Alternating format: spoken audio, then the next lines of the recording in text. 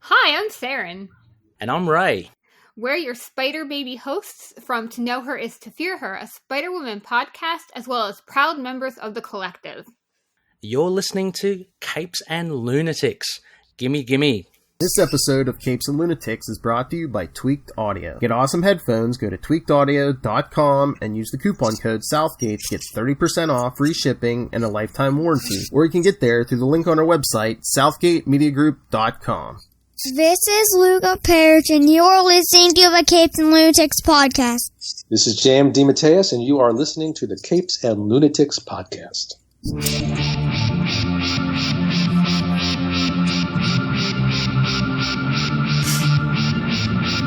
Let it rise, let it rise.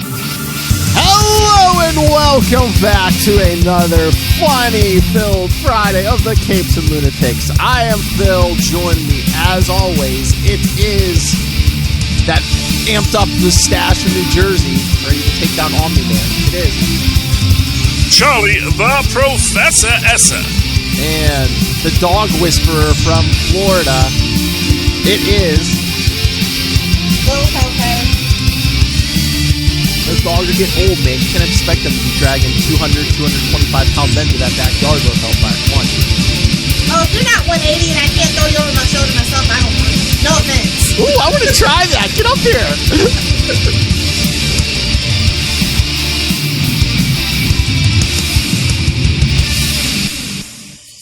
I'll let you carry me home on bodyguard staff. Over the shoulder. I'm not carrying you in my arms. That is reserved for my puppies only.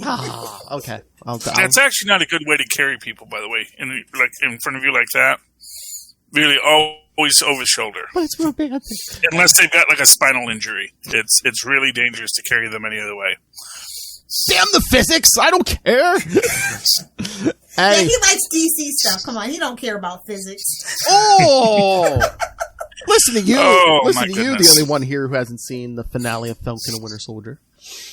I mean, TikTok ruined it for me. I mean, I don't care about spoilers. Okay.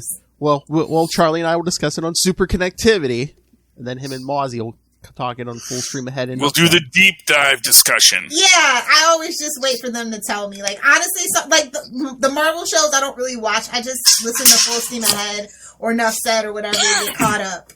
That's it. Like podcasts. It's like, yeah, I'm interested in that show. Just tell me. You're like a blind person. Charlie Esser will describe it to me. Exactly. Him and Maz go deep, man. I know. It's a podcast for the intellectual. Oh, is everything okay? No. Okay. Sorry. I think something broke. Just give me a minute. Okay. I'll be right back. Okay, that's fine.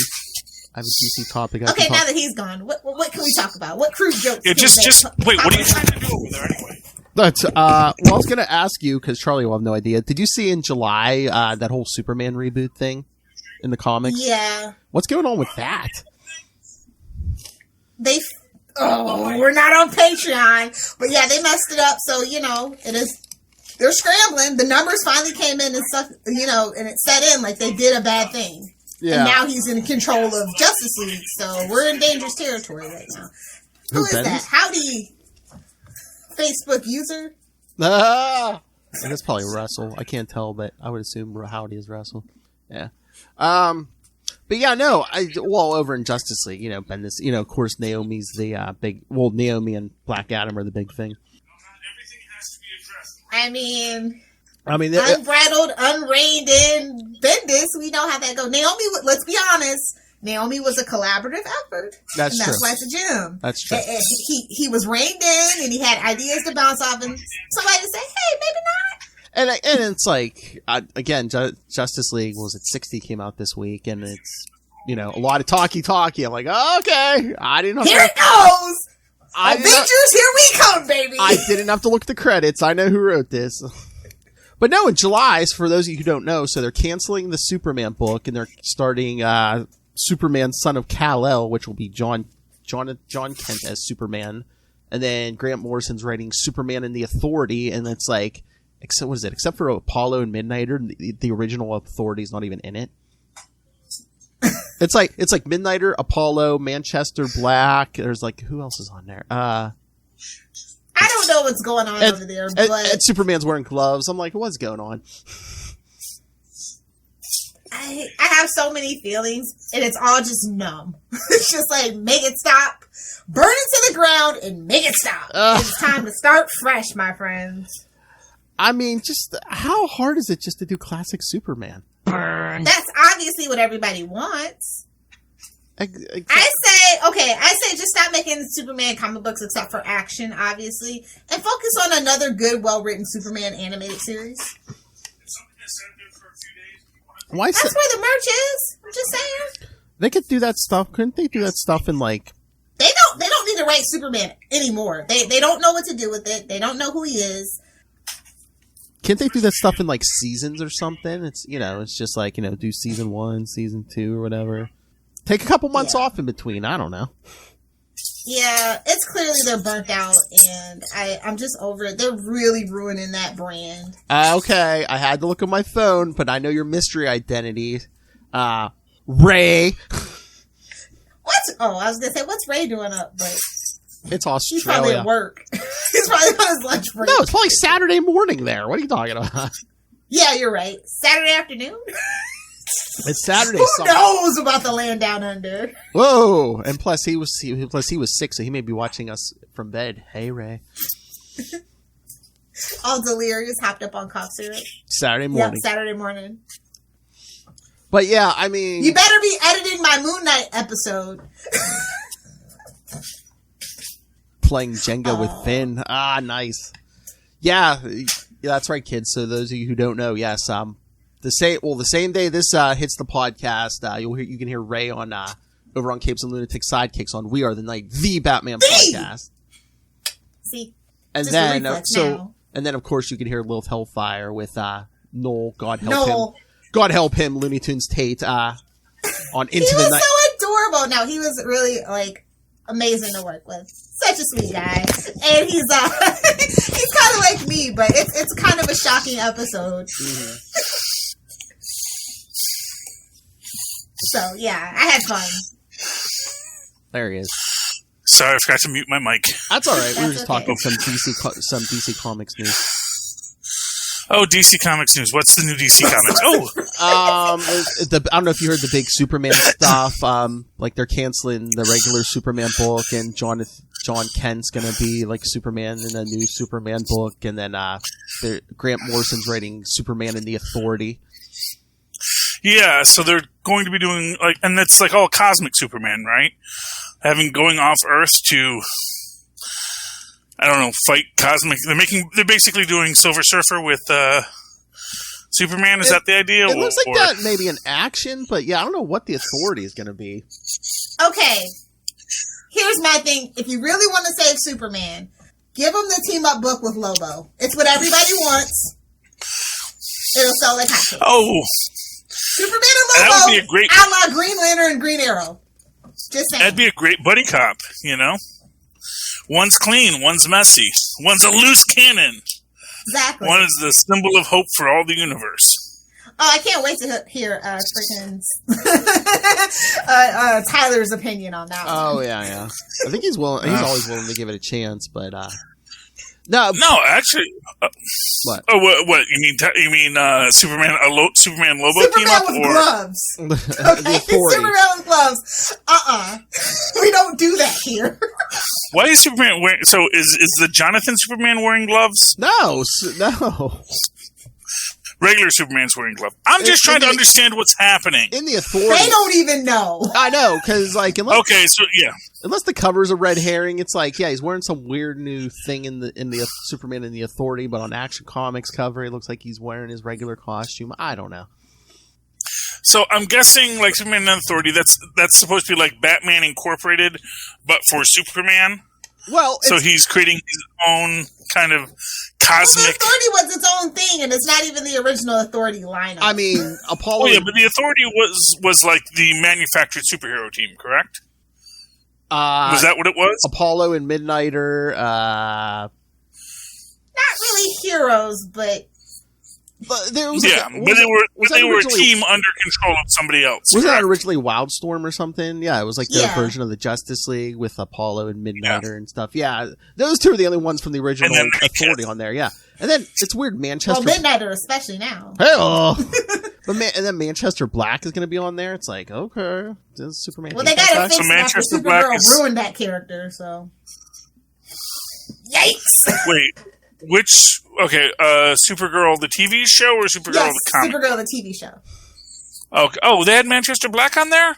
What was that? Season 3? Something like that. And yes, Oh, good. and they were very on the nose. He was black, so Oh, well, that's. And Was he at least from Manchester? yeah, he had an accent, didn't he? He was Yeah, British, wasn't yeah. he? Yeah, yeah. That was the stick Yeah. that kind of was just like, okay, Supergirl, we're done here.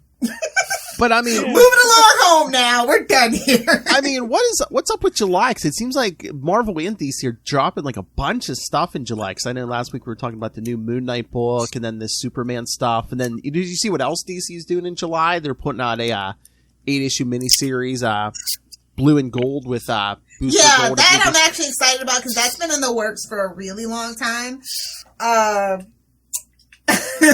I guess that movie's not getting made from the way that I understand it because that's basically just the script chopped into a comic book. Oh, So really? Because I thought they said it was Yeah. I thought they said it was by Dan Jurgens. So did he adapt it or? that's what it seemed like. I'm just saying, it just seems like that's kind of odd.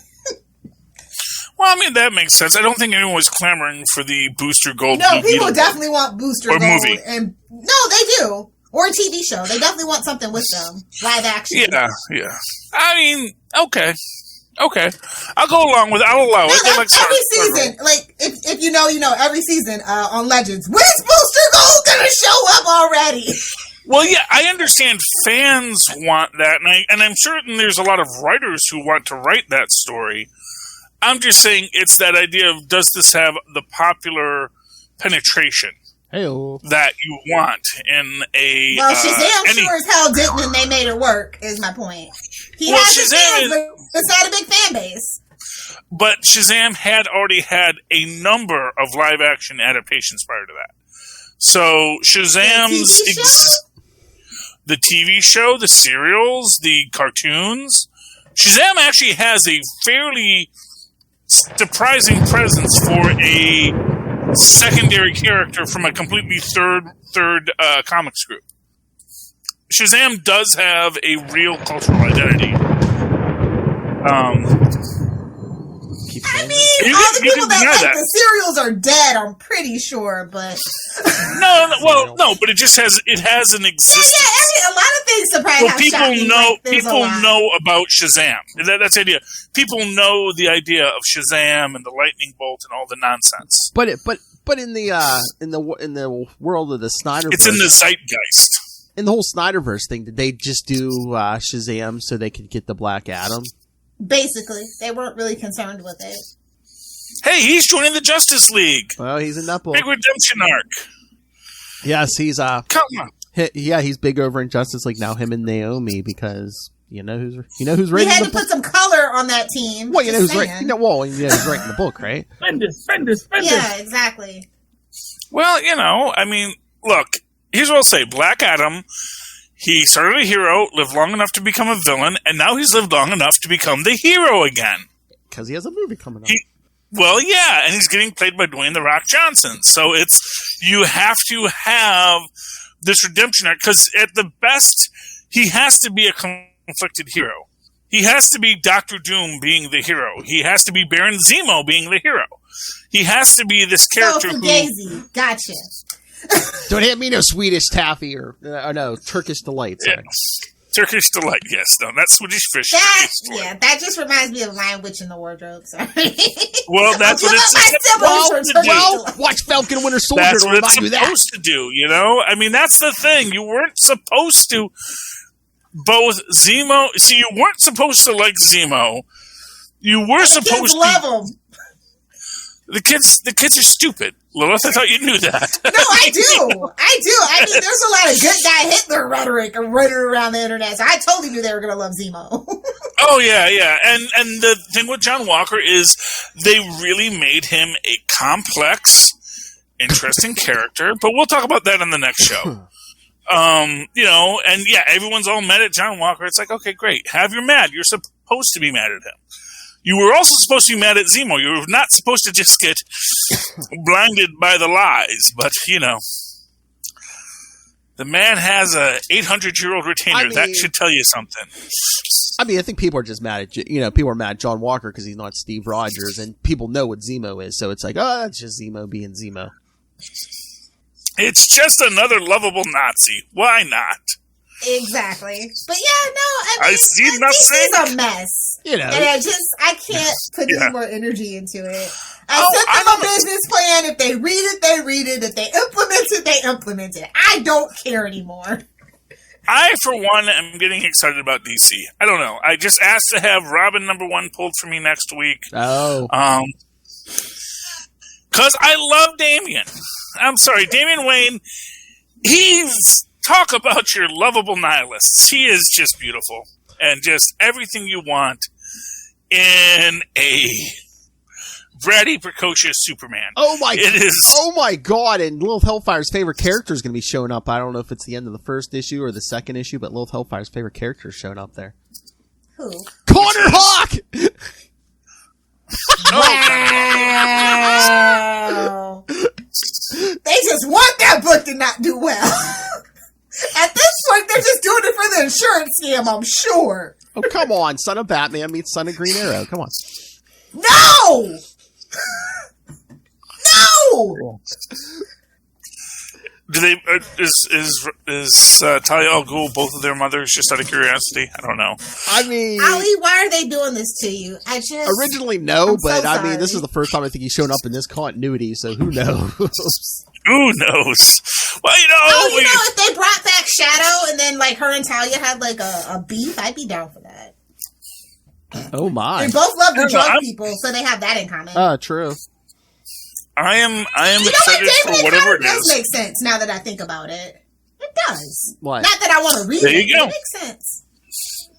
Well, I'm here for it, so that should you can take that either as a warning or an endorsement.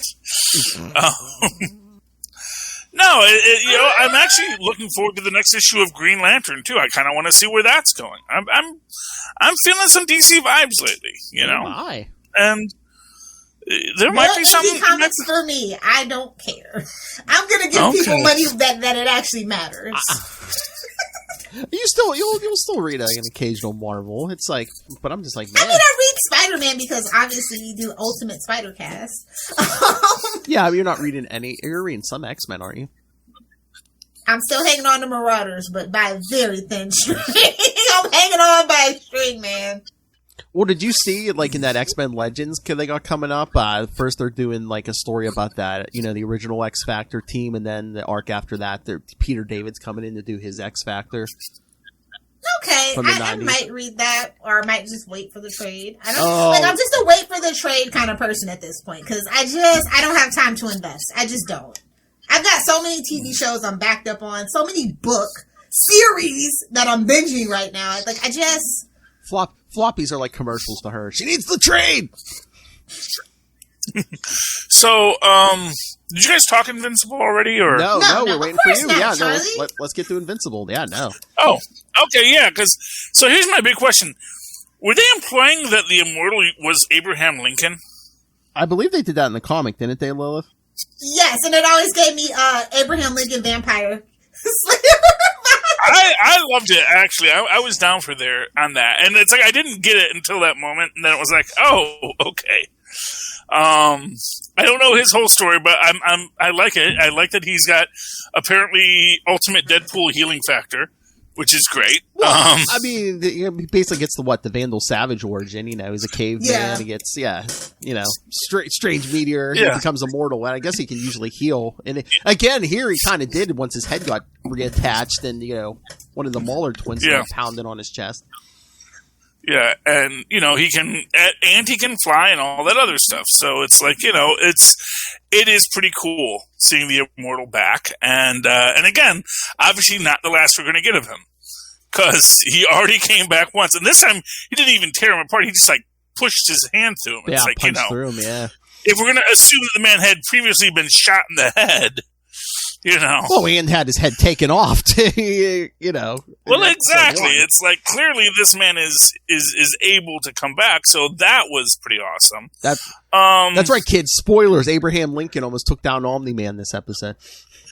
Yeah, and it's just with the whole thing. It's really great, and I get the idea that's the thing. It's like not having ever read the books, and I really haven't gone to read them because I don't want it to be spoiled for me, or to do super deep research on it. So many things. You'd be okay. Yeah, which they should.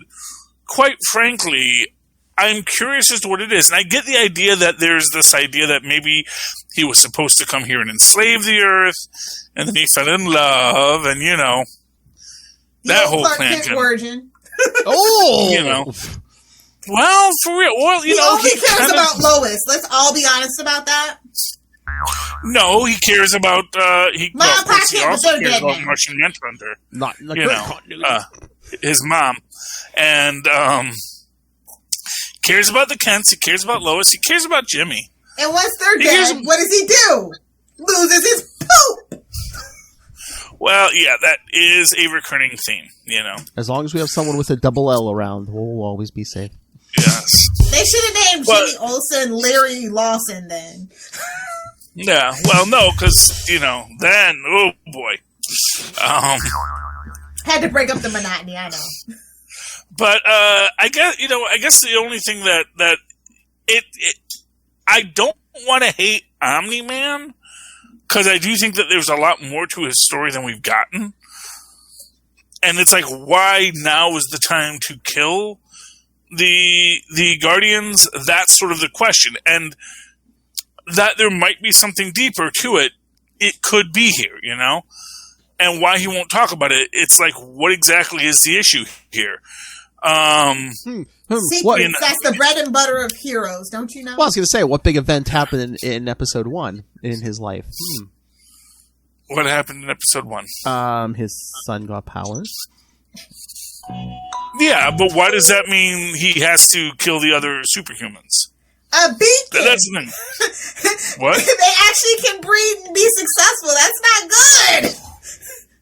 It's not good. Oh, but well, I mean, no, go ahead. Well, no, I don't know. It seems like a thing to do. It seems premature in that action. It's so much though, and it's a lot that goes down in the comic books, and it did kind of drag a little bit. So I feel like they kind of amped it up for TV adaptation. Yeah. So if you want to get into that idea, he was worried because now that there were two, whatever Omnicronians or whatever they are, that they would have been, that he feared that they would be targeted by these other top level superhumans. Okay, that's an interesting argument, but it's also kind of a short-sighted argument on that rushed time schedule. I just wonder if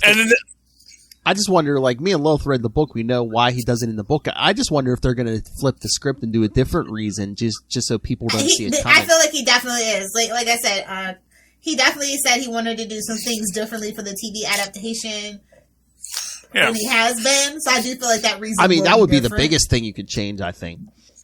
Yeah, well, especially if there is this idea of there being this antagonistic relationship between Omni-Man and the Earthbound heroes. And it goes into this idea that, if they tolerated him because he was singular, and now that he is doubled, it means that they're going to accelerate their plans against them. That's problematic. And so, taking that preemptive strike, well, always the best diplomatic goal is not necessarily unwarranted in this situation. But, we'll see what happens. But I enjoyed this episode. Do you know how many episodes there are for this? I believe next week's the finale. Season 1 finale, I believe. So we're gonna be at. So it's an 8 episode block, which is good. And I'm assuming, it's gonna be him explaining to Mark his whole why things have gone the way they've gone. Yeah, and, I can get behind the idea that, our species is meant to go and we take over these species because maybe we breed true, or maybe, that the, whatever it is, genetics do kind of dominate a world, Although we also have these weird alien spore things, the little starros that were coming over with the Martians, which is a nice little hanging plot thread that we're going to have to deal with at some point. So, lots of things to have happen. It's very fast paced. I was kind of bummed that they didn't do the full 10, like give it a double digit, but it's very high quality animation. I like it. It's very fluid, very dynamic, looks super great. So if you have to keep the count down to keep that quality of animation and also the cost, obviously, I'm okay with it. And like I said, the animation looks so much like the comic too. It's yeah, I love that. And then it also feels like a throwback to 90s animation, because animation these days, I'm just old. Yeah. I don't dig it. Like, I don't like these new art styles. I don't. Like, Rick and Morty's pushing it, but it's funny, so it it's a saving grace. But like that art style drives me absolutely insane. Well, it's a throwback to the old rubber hose. Yeah, arm, I know. I don't want it. Okay, well, I tend to just listen to it, to be honest. There's something my friend used to say about music, was that basically that all rock is the exact same. It's just whether or not they speed it up or slow it down. And that, grunge is just punk slowed down, and, punk with grunge is punk slowed down, and it's just all these people just messing with the meter and the timing of it. And that's sort of what art styles do too, is they get to a certain point where they've done what they want to do. Now they go back and look at what we did in the past and say, well, how can we incorporate some of the things that inspired us as far as animation and bring it into our story now, and that's sort of what they want to do. And they're getting into that idea of how do you express emotion and character in a minimal way so that you are creating almost a universal language of Look, I can't talk. animation. South Park's my favorite, okay? Like, I can't talk. I have no room to talk. South Park is my favorite. That tells you everything you need to know about me, but... Which, again, is a very minimalist cartoon. I mean, Exactly. they improved a little bit, but also very, very expressive, because for whatever else you want to say about Matt and Trey, they really understand how you communicate an idea with animation. And, of course, they're willing to tell all kinds of very crazy and out there stories. They're very unmoored from reality, and that's their shtick. Which is why their live action never works quite as well popularly. Outside of Basketball. yes, Masterpiece. Yes. No. Masterpiece. Basketball is a great film. I love Basketball, but you would be lying if you ever said Basketball was as popular as any of their other works. No, that would be Orgasmo or Book of Mormon. Yeah. Well, Book of Mormon... That's a whole It's very different popular. bag of hammers. But you know what? But that's also popular as a Broadway show. And Broadway popularity is not always mainstream popularity. Like, people I don't know know. about... Ask like everyday schmoes. The musicals are going to be like Book of Mormon, Wicked, and Rent. I think are the three. Yeah. But what I'm saying is, people know those shows exist.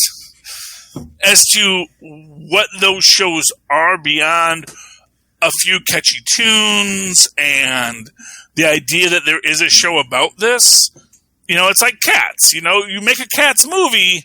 Well, maybe you shouldn't have made a Cats the movie. Butts out like that. That's a whole other bag of hammers as well. We don't talk about Cats. I saw so many reviewers just lost in the depths of madness from that movie. Well, yeah, but that's the thing. But Cats, as a Broadway musical, was insanely popular. I think it was just the same 600 people going to see it every night. That's just my personal opinion. Well, but to be fair, that's kind of the gig in Broadway. You want to have a thing that people just go to the same 600 people. The same to be fair, you have about 300 who are the same, and then 300 who are tourists who are cycling through.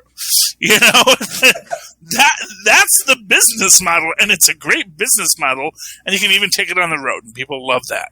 But, when you talk about that thing that is a live theater production, its popularity is not necessarily translatable to a recorded entertainment. I don't even Like, know even if South Park's really Hamilton- popular, to be honest. Well, yeah, and that's what I'm saying. South Park is very popular. I'm saying basketball is much, much less so. And I think Book of Mormon is probably maybe just a little bit above basketball. How old are as far as both? popularity. How old are both of those? I mean, they're both at least what? They've been there my whole life, pretty much. So. I was going to say they've been there at least like 15, the 20 years. Simpsons and Family Guy before, they've just always been there. So I remember when The Simpsons were on Tracy Ullman. I told you. It was a glorious time. I told you. Me and Bart Simpson were close to the same age when that thing started. I mean, they're on like what, season 31 or 32? yeah. You're old, Philip. I know. Since I've been watching TV, The Simpsons have been on. Let me tell you. Yeah. But yeah, any other things you want to talk about? By the way, yeah, I mean, if you were waiting to binge it, to binge Invincible, I think you should take a break in between each episode, honestly. Whether it be just a 20-minute like snack break or something, don't just binge it all the way through. Or at least, because there are some things you need to digest. Or at least break it up. Do maybe like 2, 2, 2, and 2 or something. Yeah. Yeah. I mean, what I'll say is I actually think all entertainment is better with pauses. To digest and say, what did I just read? Unless it's the Netflix original. Oh, well, are you saying that as like it's just you don't want to think too hard about it? Just to get it over with for the most part, unless it's like your Stranger Things or some other thing like that. But like anything that's not like one of their prestige shows, yeah, you can just binge that sucker all 3 seasons because you know it ain't getting a 4th straight through till dawn. You know? Oh, but before we move on, Charlie, what did you think about the whole Robot Man thing? Ooh, yeah. Well, I mean, I was curious what it was. I wasn't sure if he was growing a body. And even up until the final reveal, I wasn't sure if it was growing a body or it was that it was his body. Because my original thought was, something happened to him and then he created the robot. But as it was, no, he's just crazy deformed. And that's cool. As it was a very touching and beautiful thing. Still don't know why he's using what's his name's DNA. because Robot Man is basically in love with Monster Girl, and she thought what's his face was attractive, so he. Yeah, I know it's weird, but it's cool. I'm fine with it. Not quite sure why Robot Man's human body doesn't now have superpowers, so that's because I don't know how people get superpowers in this universe. That's like Nobody one of those big. does. It's a secret. Yeah, it's kind of like in the Incredibles universe where people just get powers. I mean, look at Walking Dead. Kirkman is not big on giving origins on anything. Yeah, but as it stands, it'll be always like because you hype it up in your head so much, you'll never live up to that hype. Yeah, so. Yeah. But within the concept, I really liked the Robot Man story. I thought it was nice. It's nice to have a third character named. Well, no, this one's just called Robot. It's not Robot Man. Because there's already like 3 or 4 robot men out there, so and they actually applied the Charlie Esser logic. It's like, no, we're not transferring your mind into the new body. We're just making a copy of it. Yeah, well, exactly, which is true. And he's like, I know that. I'm not an idiot. And also, like, I kind of want this body to die. And if my memories go on somewhere else, I'm cool with that. Because I'm super intelligent, I'm probably an atheist anyway. So, it's like, I'm not worried about my immortal soul at this point.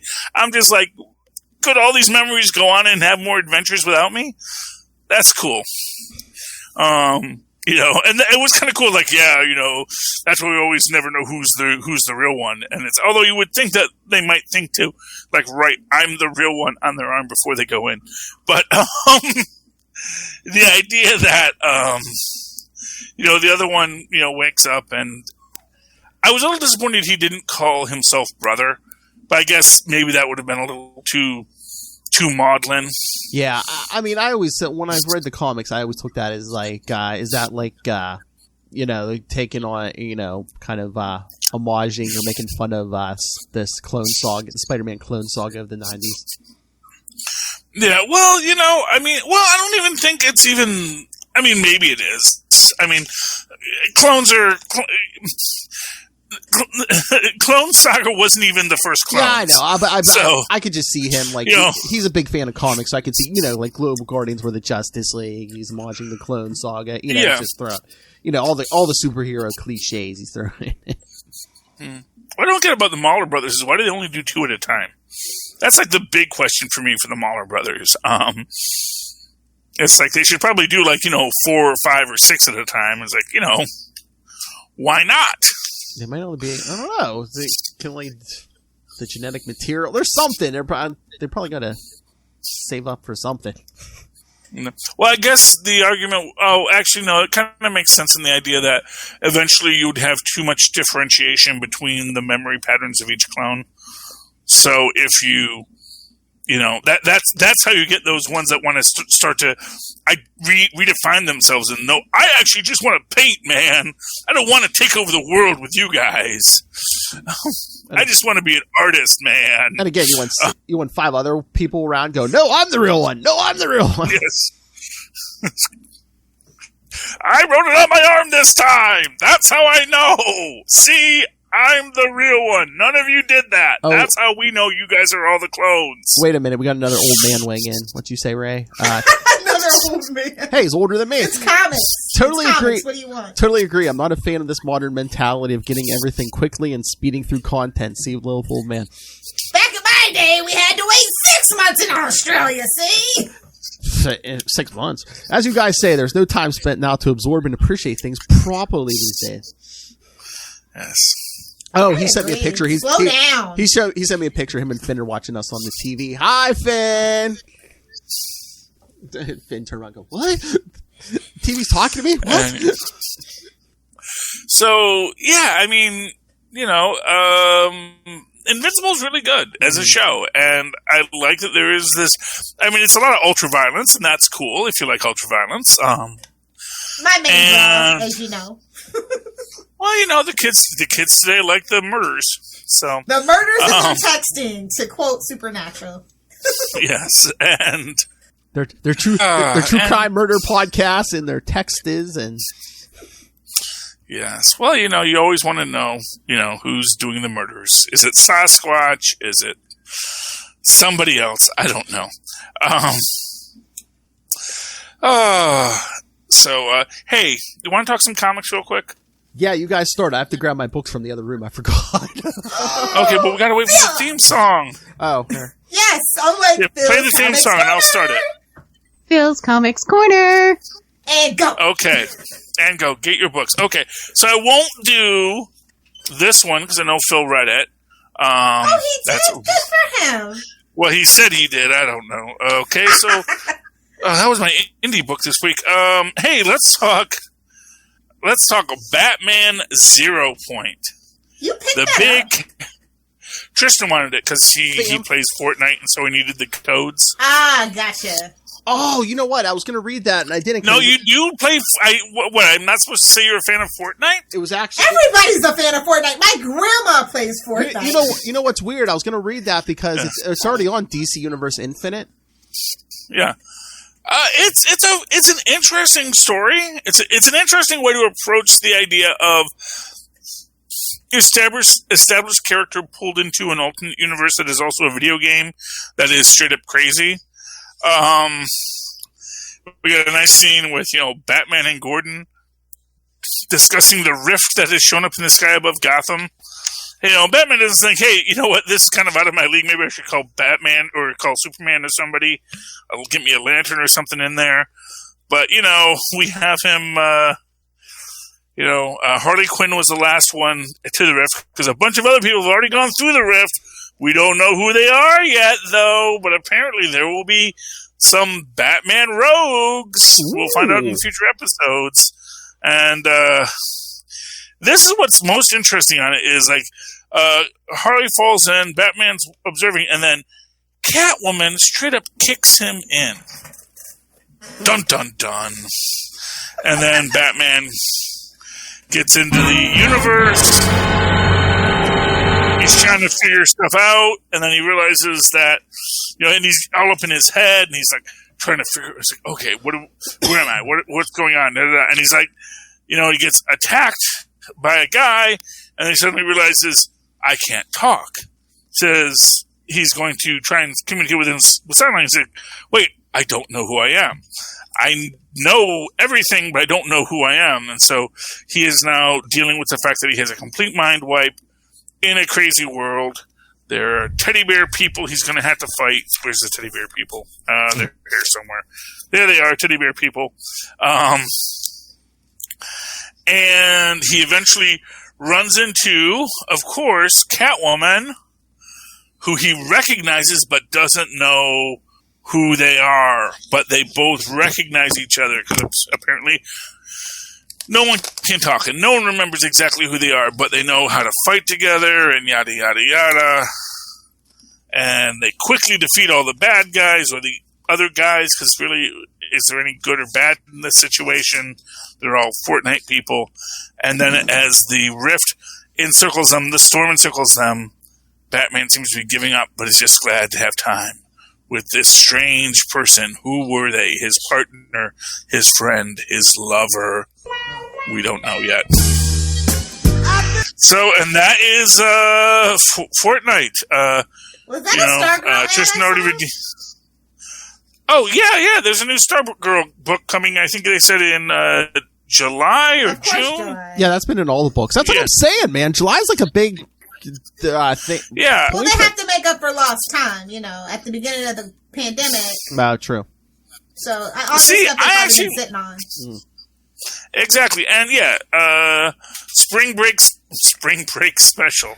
Oh no, it's coming in May. It's coming in May. Spring Break special. Yeah. So next month we get our Stargirl book. I may pick that one up too, quite frankly. Yeah, they've written by Jeff for Johns the and TV show, right? they've had yeah, they've had that in all the DC books. Yeah.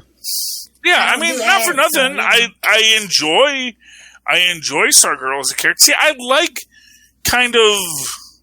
I always like secondary characters in DC for the most part, I guess like the biggest character is Green Lantern that I'm somewhat a fan of, but if you're kind of an obscure rogue or hero in DC, I kind of like that.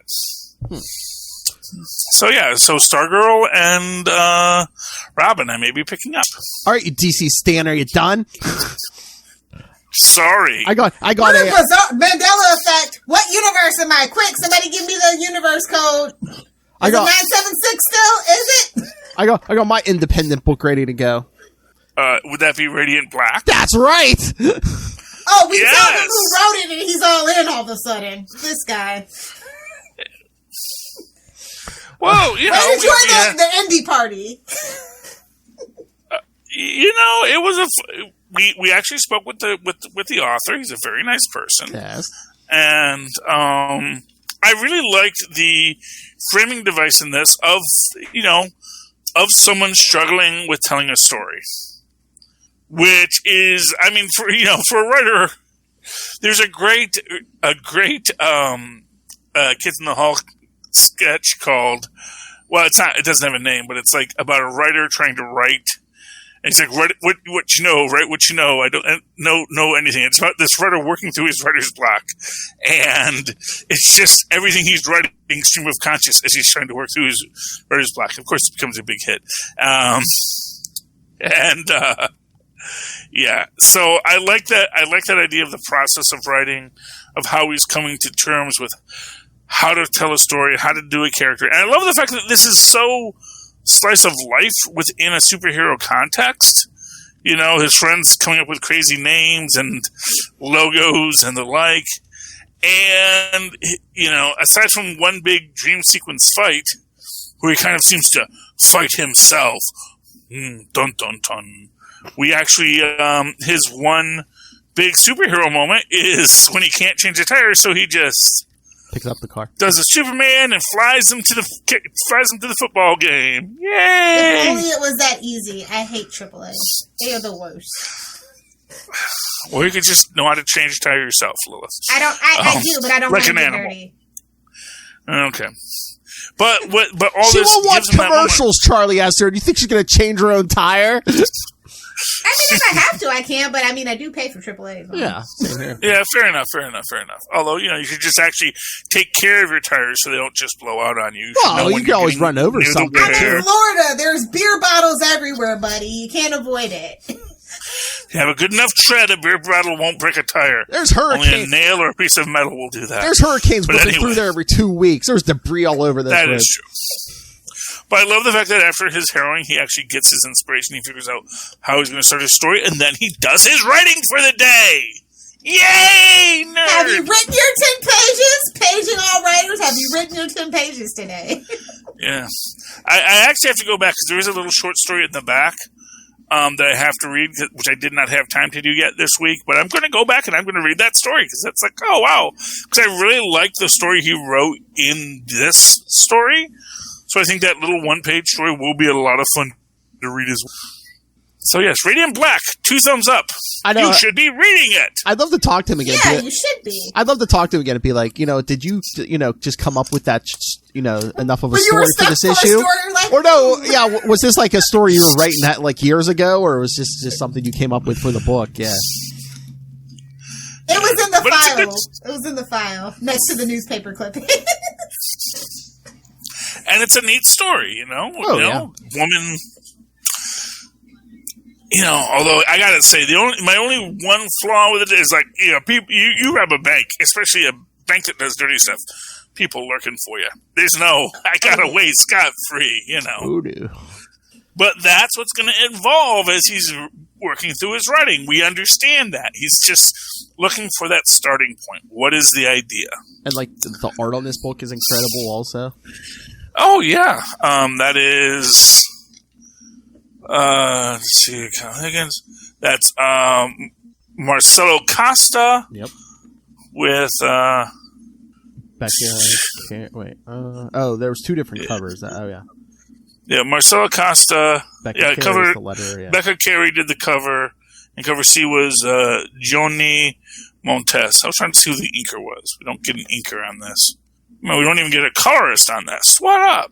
Probably digitally done. I mean, I didn't even ask, but I know when my comic shop guy saw I was buying this, he said it's been selling pretty good. So yeah, well, it's a good book, and I'm glad it is. But it's mainly because it's writer driven. Yeah, and wasn't there? Or weren't they saying like, I don't know, they might like start spinning more superhero stuff over at Image, like maybe like in we the were same saying, universe? they definitely need something other than Spawn, so I can see it. Yeah. Because they want to diversify. I mean, they don't have Walking Dead anymore, so it's like, yeah, they need something. And to be fair, it's a living genre right now.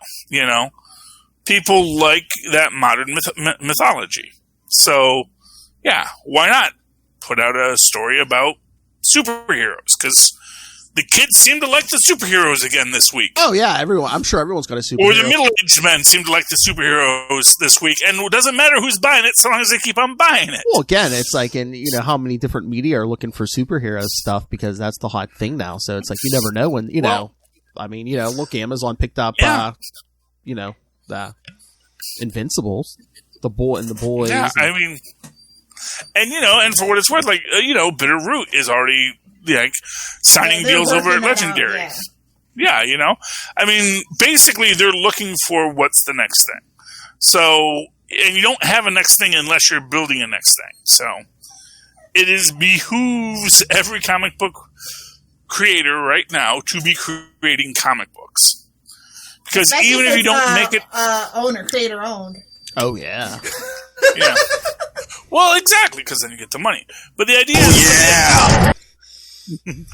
But if you don't put stuff out there, you're not going to catch that zeitgeist, and you're not going to have the story that gets to be the indie darling that grows into something bigger. You got to get it out there, and just like in the 30s and the 40s, just throwing ideas at the wall. One of these heroes is going to stick. It's going to be the Captain America, or it's going to be Destroyer, or it's going to be.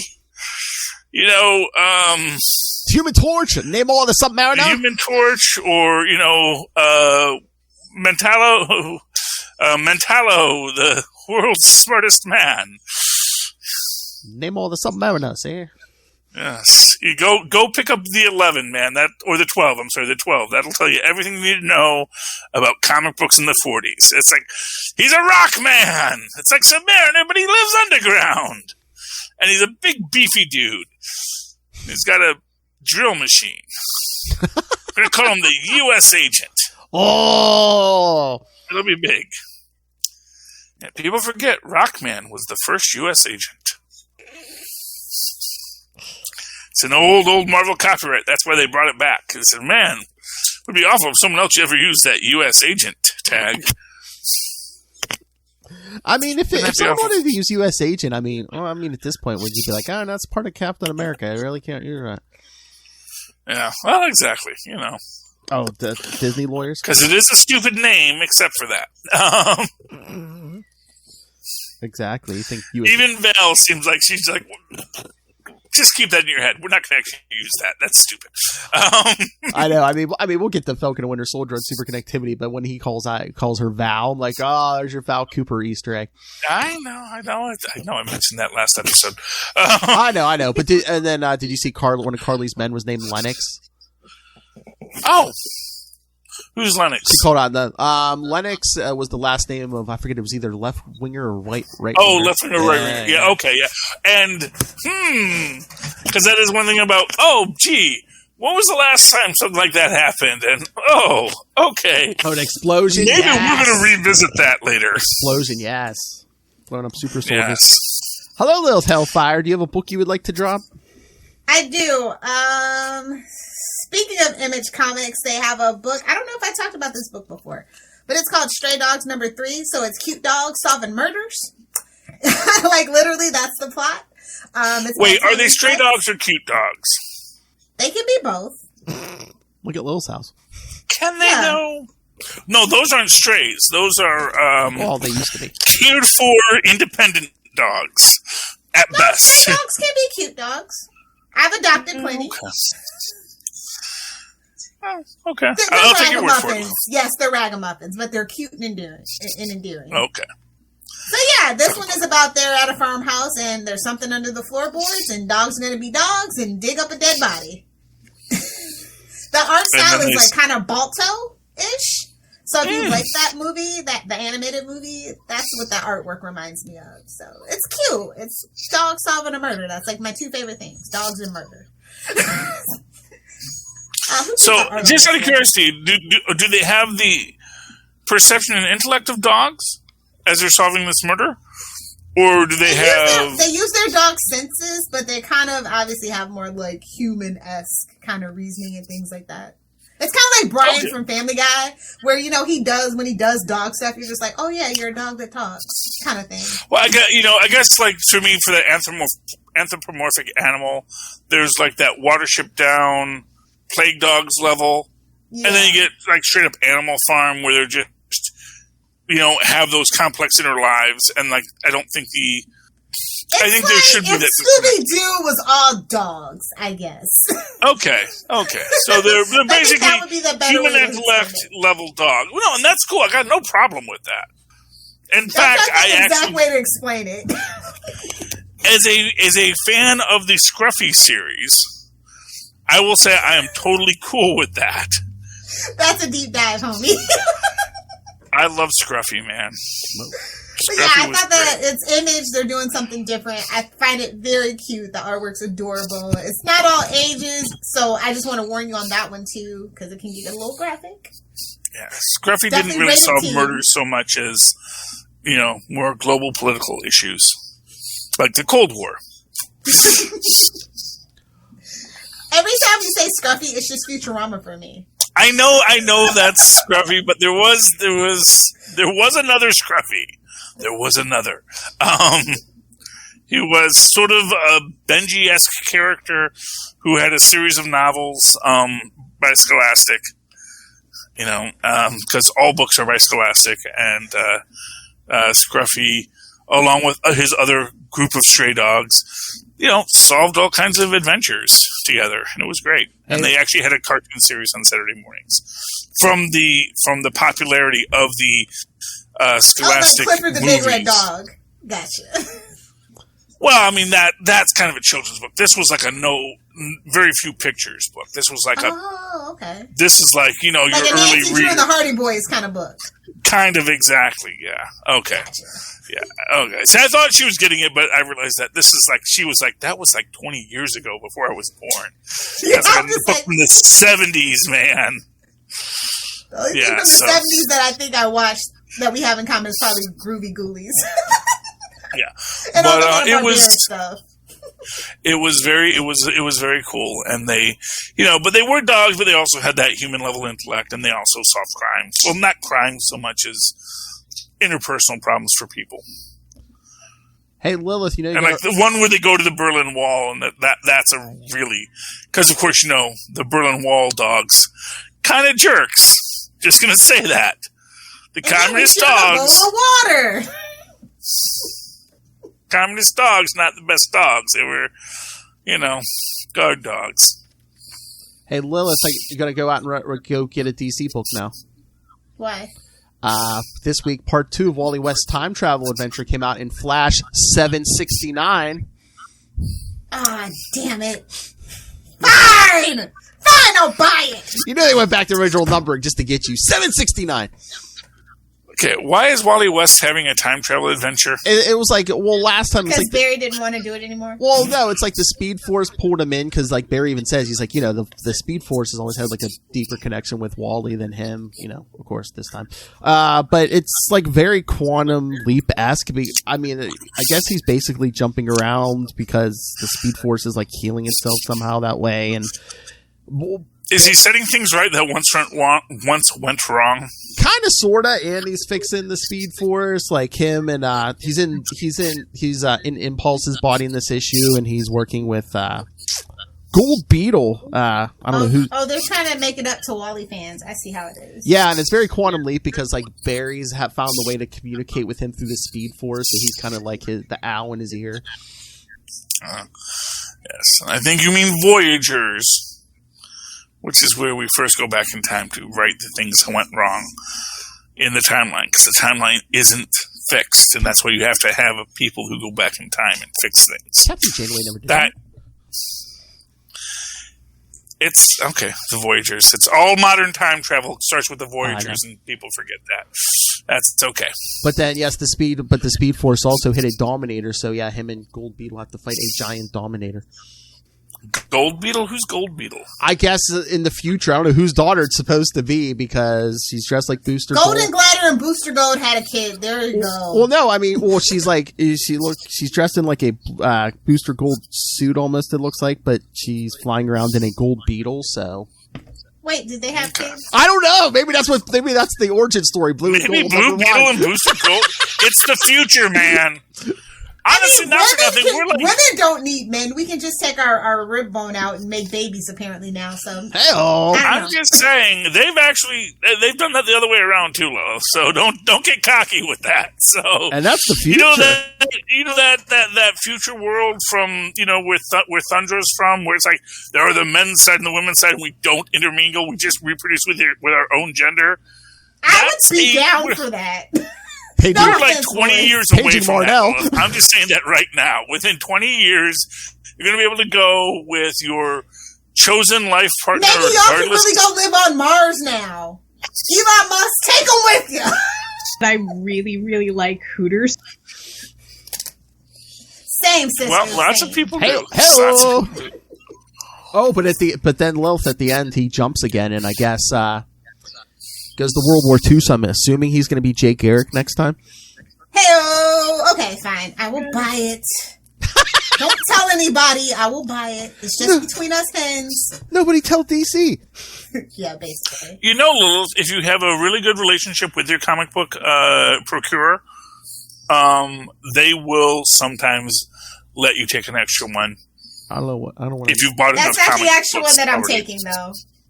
Okay. Yeah, because every so often I like single-handedly keeping him afloat. We have a very good relationship. Yeah, I'm just saying every so often I've said, "Oh, I forgot to grab this book," and they just take it. You buy enough stuff, take it. Every so often there'll be some super cheap toy. He'll just say, "Go ahead, take it." So my kid would love that. He says, "Take it." That's that's how I got my Quirk figure. Oh, nice. Yes, because Quark is my favorite. I wonder if he'll let me have the signed Shatner shirt. Oh. Yeah, well, you start getting into stuff that like actually has value, but this is like a $5. Yeah. Shatner's like Mark Hamill. His autograph's nothing in the Stardom thing because he's always there. It's Harrison Ford's autograph we want because he doesn't sign poop. He doesn't. Yeah, well, fair enough. I mean, I love Mark. Don't get me wrong, but I'm saying as far as like Star Wars merch, you're gonna see more Mark Hamill than anything else signed. And that's kind of how Shatner is. I don't know what's going on. I guess from my perspective, it's just like, well, are you buying this as an investment? Is this what you're putting your kids through college on? Or is it some people? Well, see, those people are idiots. It's freaking tulips all over again. And dude, if you want to have Mark Hamill sign something, just have Mark Hamill sign it and just love the fact that Mark Hamill signed it, Its value is completely sentimental.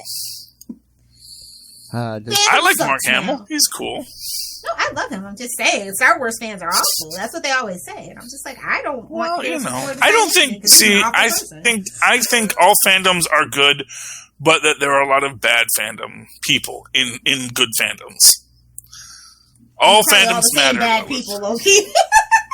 Well, honestly, not for nothing. I think that's true. I think that the people that are like really obsessed about one thing tend to get really obsessed about other things, and I get the feeling that there's it's like the Catholic League. It's actually only one person writing those letters. Exactly. And totally out of communion with the church when they're doing all this stuff, and it's like, what the heck are you talking about?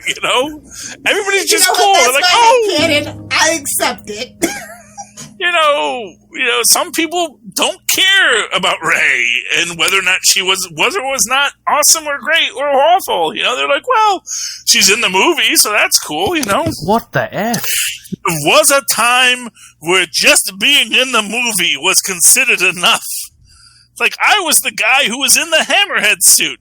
Well, then please sign my book, sir.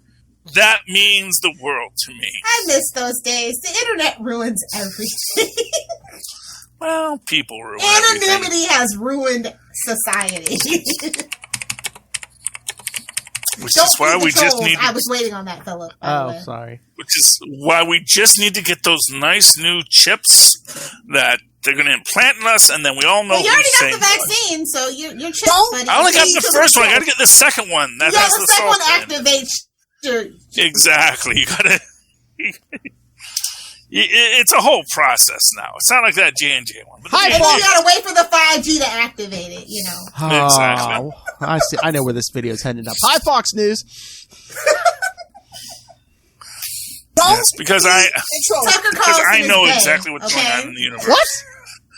I'm kidding. No one at Fox News can get it. Okay, nobody. I know.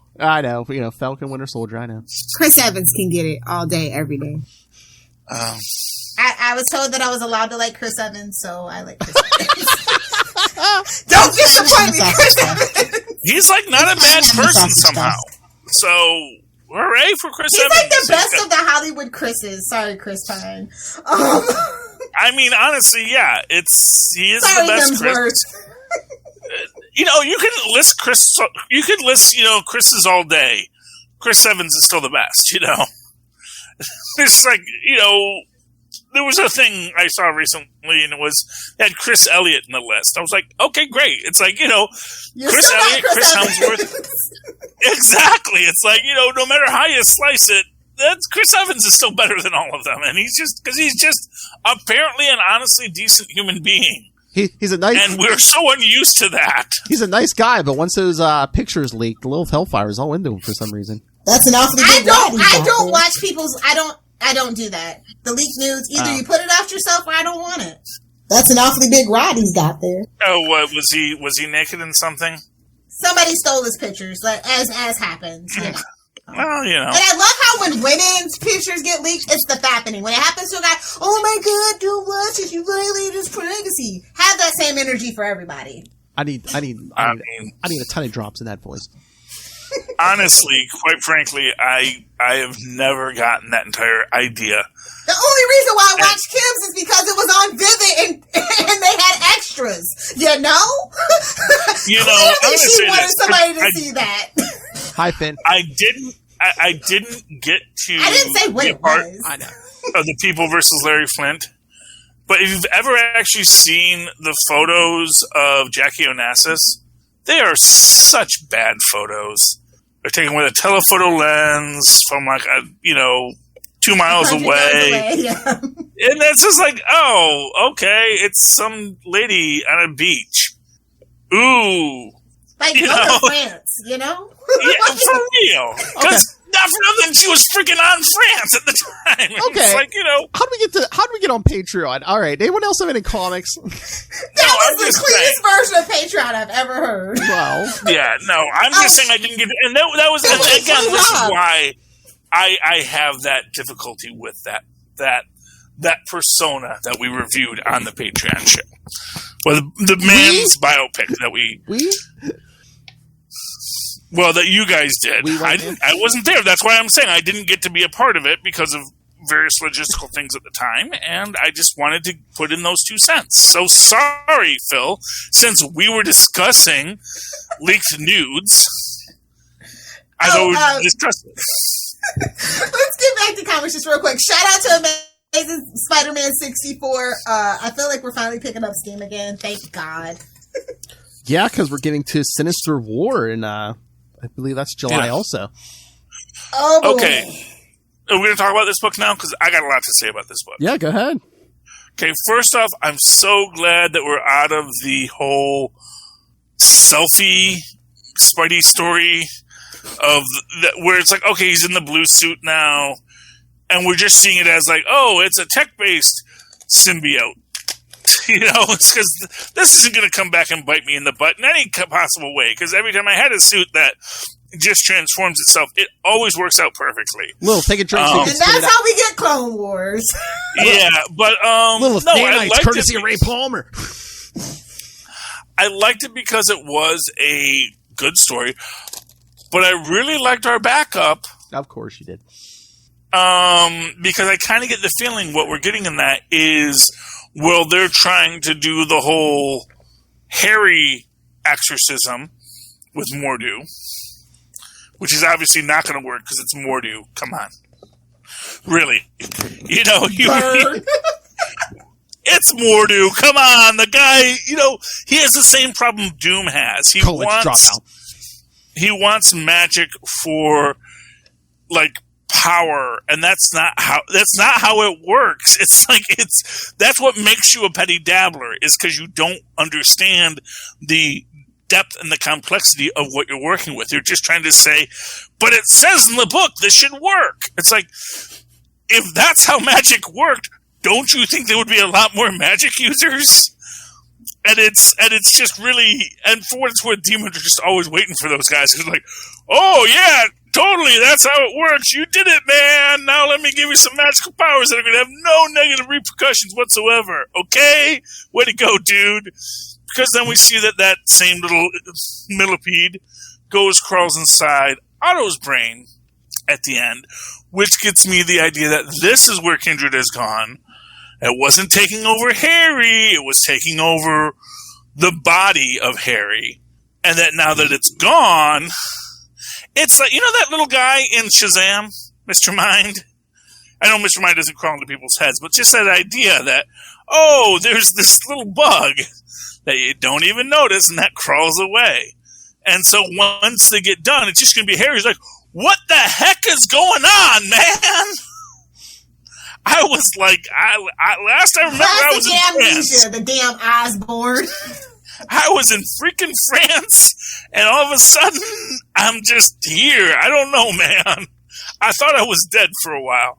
But, so I think this is going to be like the Superior Auto thing. And I kind of wonder if we're going to get that, because I get the feeling those gaps in his memory were left by somebody, because he made a deal with somebody, because, of course, petty dabblers doing the thing that petty dabblers do. And he was like, oh, I'll happily grant you your wishes with absolutely no negative repercussions whatsoever. I promise. Yeah, because Mephisto gave him his original body. Again, Mephisto gave him his original body back, and we all know who Mephisto is the uncle of, right? Or aunt at this point, to be honest. True. So he's going to wipe that Peter Parker identity from his mind, yeah. Stay away from my nephew. Well, but... Or marry me! I think it's going to be something. But but I get the feeling that we're going to get that Kindred is now taking over Otto, and that's going to be this whole thing. And I know this is all leading into Heroes Reborn eventually, where Mephisto makes his big power move. And then there's going to be that one person who just can't be affected by it, like Boulder, because he just is completely unaffected by anything. So, this isn't right. I know, but Heroes Reborn hasn't even lasted that long. Isn't it like, is it 1 month? It's like 1 month. Month. There's like a ton of books, but it's all like 1 month, yeah. Yeah, well, I'm looking forward to it, Oh, yeah. I got money. I got stimulus money burning my hole in my pocket. Going to buy some comic books. It's going to be great. Well, that's the one industry that definitely needs it. So much appreciated. I am here to stimulate, my friends. I am here to stimulate. Hey-o. So it is getting late, boys, and I know you got another show to do. So, all right, and she has to bandage up a dog. So, yeah, it's time for his pain pill. So poor thing. Anyway, so send us your thoughts, kids. I'm sure next week we'll probably talk the finale of Invincible, right? Absolutely. And we can give our overall thoughts and stuff, and maybe prediction for season 2. That's right. So, yes. Because it is greenlit for season 2. So. Oh, yeah. Definitely. That's kind of a no-brainer. So come back next week or send your thoughts, kids. Invincible, the finale. You can still send us Falcon and Winter Soldier thoughts, because Charlie Esser and I are going to talk it on Super Connectivity. So, send all your thoughts. Send your thoughts on comics. What the hell's going on with Superman and the Authority? Email us, capesandlunatics@gmail.com, or call the voicemail 614-382-2737. That's 614-38-CAPES. And remember to follow Capes and Lunatics on Facebook, Twitter, Instagram. You can find links to all of our various social medias for all the shows. Links to this YouTube channel. Watch us live, like Ray and Finn. Hello, Finn. Hold on, I think I might have received a message. Is this gonna work? I think it was like 3 Those seconds. damn Apple phones. Oh, shut up! All right, never mind. I think it was Finn saying hi, but so links to the YouTube, links to the Patreon, links to merchandise. Drop. There you go. All in one place. That's Linktree, linktr.ee/capesandlunatics. And please remember to support the sponsors. Tweaked Audio. Well, get yourself some in-ear headphones so you can enjoy HD audio quality. So crystal clear, you can actually hear Lil Hellfire's eyes roll in her head. You can hear the shiny, sparkly quantum tentacles. You can actually hear Charlie Esser twirl his mustache.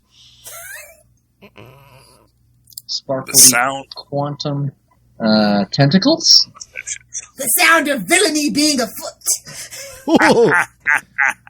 Speaking of, also go pick up Hunt-A-Killer.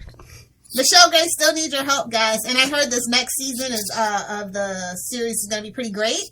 And she always needs help hunting killers. So, do that. Because we have a code. If you're one of those kids who likes murders, this may be for you. Murder and texting, baby. Lil Hellfire's jam. Don't forget to use Southgate code on both of those websites, though. Seriously, kids. Save yourself some money. Yeah. Not everybody's got stimulus money to burn.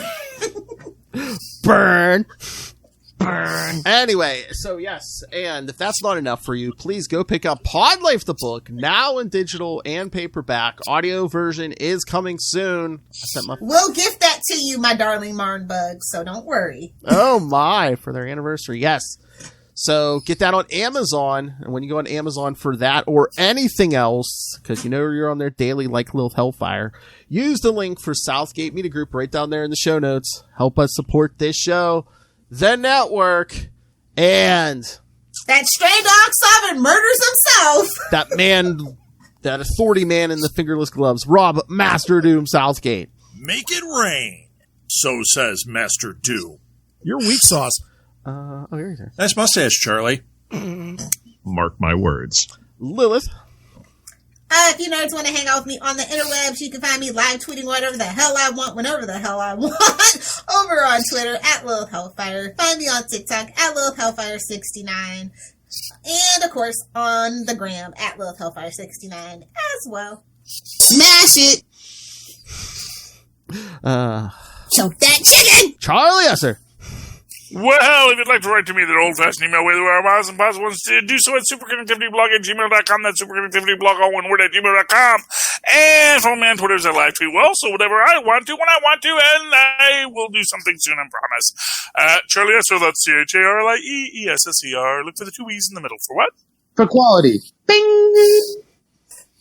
We're running along, you see. Charlie Esser's Twitter. He'll do what he wants.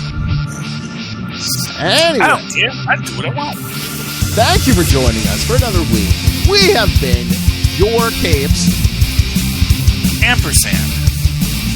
Lunatics. Fancy.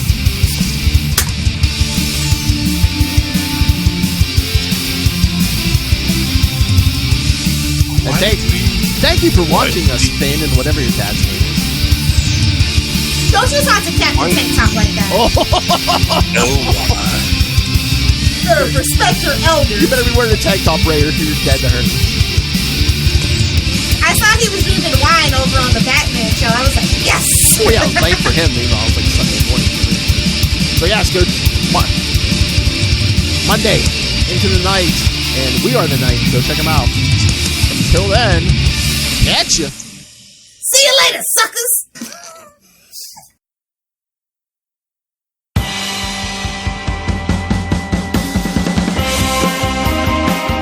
Hi, I'm one of the High Priests of Khonshu Ray, and I have the sacred privilege of providing you, the loony listener, with a podcast honouring Marvel's very own Moon Knight.